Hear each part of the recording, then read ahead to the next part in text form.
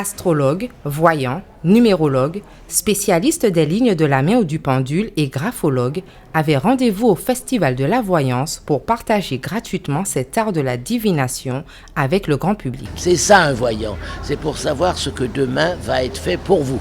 Autre forme de voyance, l'astrologie chinoise a ses propres outils pour la pratiquer. Un tirage de cartes avec le Yiking, c'est complètement indépendant d'autres manifestations de voyance. Le Yiking, c'est très précis, soit le pendule chinois, soit l'horoscope chinois.